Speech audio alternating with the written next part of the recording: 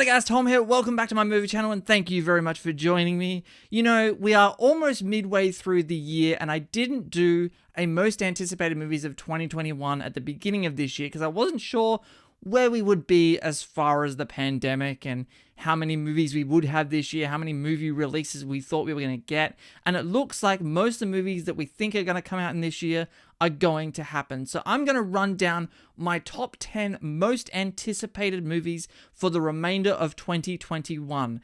And let me know in the comment section below what some of you guys' most anticipated films for the rest of the year are going to be. I'm very curious to know. So let me know in the comment section below. Let's carry on the discussion and talk about some of the films we are most looking forward to seeing in 2021. And if you guys haven't been here before, make sure you hit that subscribe button and ring that notifications bell so you never miss out on my take on all things movies. Okay, the 10th movie on the list, the first movie up is Venom, Let There Be Carnage.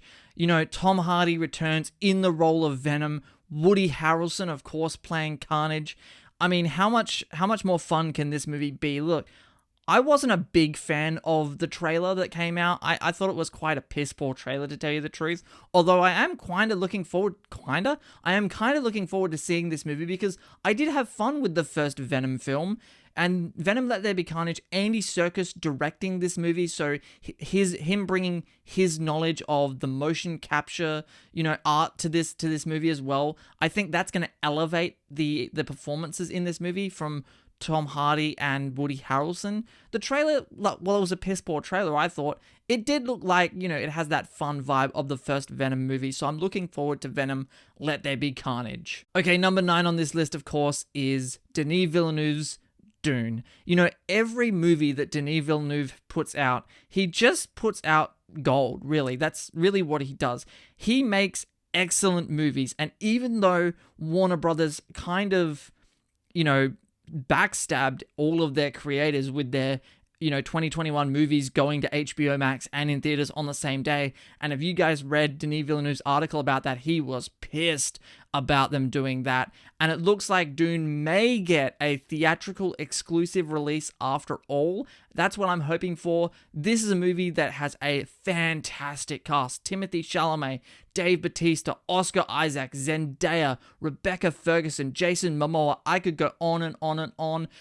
And while I don't know much about Dune at all, so I'm going into this movie pretty bloody fresh as far as knowing my knowledge of the source material goes, but the trailer was great. Denis Villeneuve makes great movies. This looks like it's going to be one of those prestige blockbusters, like something like a Blade Runner 2049 that I thought was a blockbuster, but also quite a prestige high art movie, and that's what Denis Villeneuve does best. Okay, up next we have Matt Damon in Stillwater, I should say. This is a movie that the trailer only dropped recently, and before the trailer dropped, I had no idea this movie was coming out. Matt Damon going to rescue his daughter who is in prison for a crime that she says she did not commit. Matt Damon looks like he's going to give a great performance in this movie. This movie looks like it's going to be really, really interesting, really intriguing, really thrilling, and of course, I'm a big Matt Damon fan, so Stillwater earns that spot on this list. I'm looking forward to that movie a lot. Alright, next on the list, we have Marvel's The Eternals. Listen, Kevin Feige, Marvel, Disney, they're all hyping up Chloe Zhao right now, and they should. She is one hell of a director. She's one of the best newer directors on the scene at the moment. If you guys have seen Nomadland, you know just how good this girl is at directing. The cast in this movie is, of course, stacked. We haven't yet seen a trailer. I'm very intrigued. I know nothing about the Eternals, but from Marvel's track record, whoever thought Marvel would make an Ant-Man movie and it would be good? No one knew who the hell Ant-Man was before that movie came out. Who knew who the Guardians of the Galaxy were before that movie came out and was a huge hit? So, Eternals, I trust in Marvel. Kevin Feige can do no wrong as far as I'm concerned. The Eternals, really, really, really looking forward to it.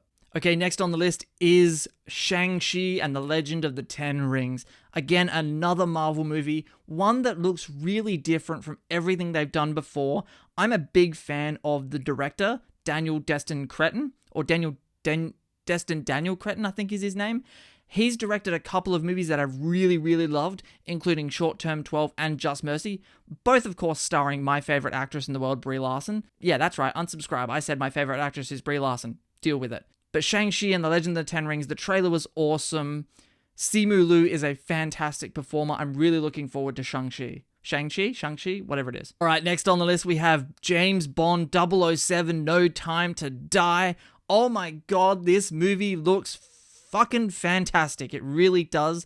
The trailers for this movie have been sensational. It looks like Daniel Craig's gonna finally bring that, that final really kick-ass Bond movie to the screen. Spectre was a bit of a disappointment, so I'm really hoping that Cary Fukunaga and Daniel Craig, Ana de Armas is in this movie as well. This movie looks fan-fucking-tastic, and I cannot wait to see it. Okay, in the fourth spot, we have Ghostbusters Afterlife. Listen, this is a movie that when they first said, we're going to do another Ghostbusters, I was like, why? Ghostbusters 2016 was a disaster, and but then they said Jason Reitman is going to direct Ghostbusters Afterlife, of course, son of Ivan Reitman, who did the original Ghostbusters movie. And this movie, unlike the 2017 version or 2016 version, is canon with the original movies. This is in the same continuity, in the same timeline. So that's what's exciting me most about this movie. If this was just a straight up reboot, I don't think I'd be that excited about it. But because you have Jason Reitman directing the movie, the cast of this movie is fantastic, and it's within the same continuity as the original movie, I am very much intrigued and curious to see how this movie turns out. Alright guys, next on the list is James Gunn's The Suicide Squad. You can tell it's not Suicide Squad, it's The Suicide Squad. Listen, this movie looks absolutely fucking bonkers, crazy, ridiculous goodness. John Cena as Peacemaker looks hilarious. Of course, I'm a big fan of Margot Robbie's Harley Quinn. I'm actually one of the crazy people in the world that really, really did enjoy Birds of Prey and the Fantabulous Emancipation of One Harley Quinn. And look, I'm also one of those psychopaths that really enjoyed the original Suicide Squad movie, David Ayer's Suicide Squad. I enjoyed that movie. It's a hot mess, but I liked it. Now, when they said James Gunn was going to direct a Suicide Squad movie, it is such a very James Gunn... it's the perfect fit. James Gunn plus a Suicide Squad movie. It really is the perfect combination of film and a director, and this movie looks absolutely crazy. I'm really, really looking forward to it. Bring on the Suicide Squad. I think it's coming out early August, so I'm losing my mind with excitement and anticipation for this film. James Gunn's The Suicide Squad. Okay, the next movie on my list is a weird one, because this is a movie that, again, was not on my radar until I'm sitting in the cinemas watching Mortal Kombat earlier this year, and a trailer for a movie starring Karen Gillan popped up on the cinema screen. Now, this trailer, by the way, is not on YouTube. I can't find this trailer anywhere. And this movie got a Netflix, it's getting a Netflix release, but it's coming out in the cinemas here in Australia. That movie is Gunpowder Milkshake. Karen Gillan has to protect this 8-year-old girl from, I think, gangsters or whoever's after her. And oh my god, I saw this trailer in front of Mortal Kombat in the cinemas, and it looks fucking awesome. I cannot wait for this movie. I'm so excited. You have no idea. I saw the trailer. Guys, I saw the trailer for this movie in the cinemas, and I was losing my damn mind. I'm sitting there with my friend Sam, and I'm like, we have to see this movie together. This movie looks so good. I love these movies. John Wick sort of started this trend. Actually, really, it was kind of Taken that started this trend. Taken, then you had John Wick. Then earlier in the year, we had Nobody, which is one of my favorite movies of the year so far. And now we're getting Gunpowder Milkshake. Karen Gillan's fucking awesome. Karen Gillan is so good. She's just this badass, attractive, kick-ass person, all in one. Yeah, I'm losing my damn mind. Gunpowder Milkshake, the trailer's awesome. I hope they release the trailer soon online so that everyone else can see what I saw, because, oh my god, it looks great. Gunpowder Milkshake. I'm so excited. July 15th, I think it comes out. Well, here anyway. Oh my god, Gunpowder Milkshake. Alright, my number one most anticipated movie of 2021. It's coming out in December. It is, of course, Spider-Man Far From Home. Listen, I don't care. I loved Spider-Man Far From Home. I really liked Spider-Man Homecoming. But Spider-Man No Way Home, listen, whether or not Toby and Andrew are reprising their roles as their Spider-Man in this movie, I think they are. We haven't seen any real evidence that they are, but, you know, it's a rumor that's out there, and look, what's the point in bringing Jamie Foxx back as Electro and Alfred Molina back as Doc Ock? And apparently they're going to be the same characters they were in their movies originally. So what's the point of bringing them in if you're not going to bring in their Spider-Man? You're not going to bring in Andrew Garfield and Tobey Maguire.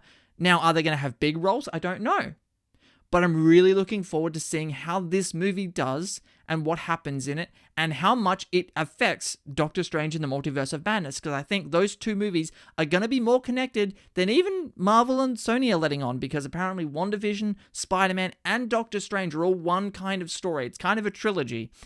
And I'm really, really excited. I'm a huge Spider-Man fan. I love Tom Holland. He is my favorite Spider-Man. So Spider-Man No Way Home is my most anticipated movie of 2021.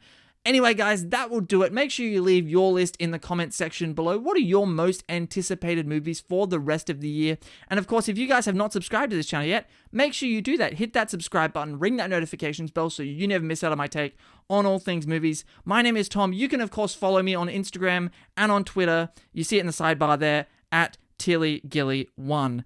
Thank you very much for watching, guys. My name is Tom, and I will see you guys next time.